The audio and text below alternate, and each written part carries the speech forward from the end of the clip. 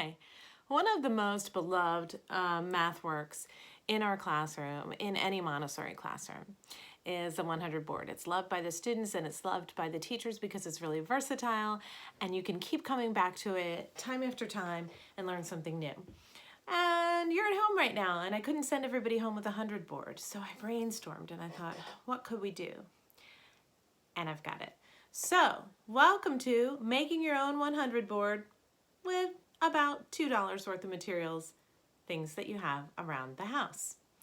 Okay, so first of all, don't anybody call the US Mint because I have defaced a whole bunch of pennies here. Yes, I did. Because I wanted something, the nice thing about 100 board tiles, and you could do this with paper, but is that they have some feel in your hand and they're wooden and they have a sound when you put them down and there's something to really hold and it's more than just manipulating paper. So I thought, what will everyone have a bunch of? It won't be expensive and they'll be able to transform into numbered tiles. So what I did was I got one of my people here at the house 100 pennies, which was really fun to count. And if you've watched our penny videos that are also on the YouTube channel, you'll know there's so much you can do with pennies. So I counted those out. And then because I didn't think the numbers would show really well, what I've done is had them all spray painted. We just happen to have silver. If you have white, even better, or another light color would work. And then I had fun one evening, believe it or not, with a Sharpie, sitting down and working on writing 1 to 100, okay? And so then I took a piece of like a thicker paper. Now, if you've been getting a lot of deliveries and you have cardboard, even better. Or if you could take something out of a picture frame, and if you could leave the frame and take the glass out, that's cool too, because a typical wooden 100 board has this nice frame around it. If you can give it some heft, a piece of Luan or anything that you have is great, but right here I just made a grid and I gave each of these squares roughly, and I did this on the fly, about 3/4 of an inch by 3/4 of an inch. Okay, and a typical 100 board, many of the ones will give you a starting point in that upper left-hand corner. So I've put a number 1 up there. There are many ways to present your tiles for the 100 board.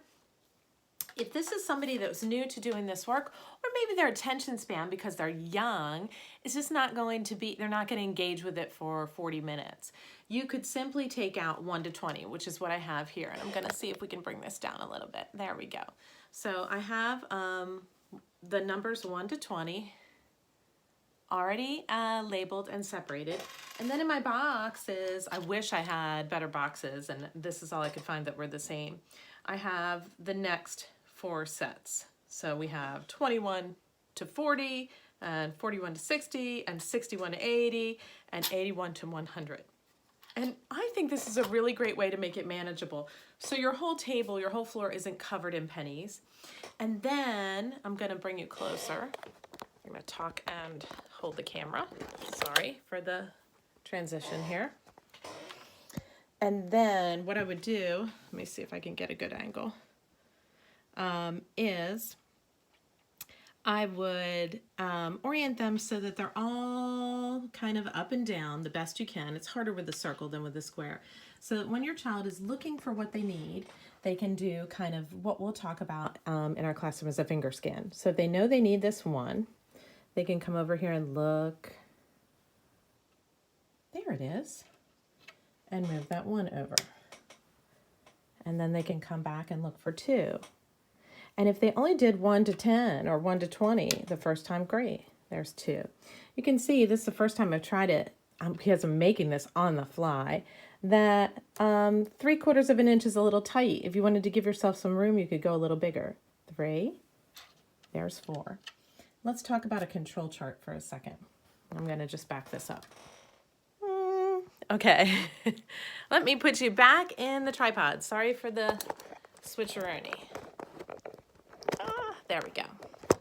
Okay, so in our classroom, we have a control chart for this, so that a child, if they're not sure what comes next, they could just simply begin this work as a visual matching. They could find what the number 5 looked like on, and knowing that that's next, and then come over here and look for that number 5. So Later on, I'll post a control chart to our Facebook group, and if I get a great PDF, you could always write me, Virginia at Montessori Farm School, and I could try to give you a picture of that. But basically, you could also make your own. Once you complete it, and you could complete it as the adult to see how much cool work is involved, then you could go ahead and take a photo, make a PDF, and print that out. So they have what we call a control chart that they can look at. Oh, this is what I need next. And the other thing that you might want to do once you create one of these, if you create it especially on paper, is to make a few copies. If you have access to a copier and still have printer paper and printer ink, so that for your older children, maybe our 5, 6s that have done the 100 board times before and are going to do it again, they can go ahead and write their own. So they would record work once they finished it. Obviously, if this is the first time your child is doing it or it takes a lot of effort, you're not going to suggest that they record it on the same day. There are all kinds of games and extensions you can play with this, so I'll try to make 100 board video number 2 tomorrow. Let's see what we can do. In the meantime, gather $1 worth of pennies, some paper or marker, handy dandy ruler if you can find one. Doesn't have to be perfect. Thanks guys, thanks for watching.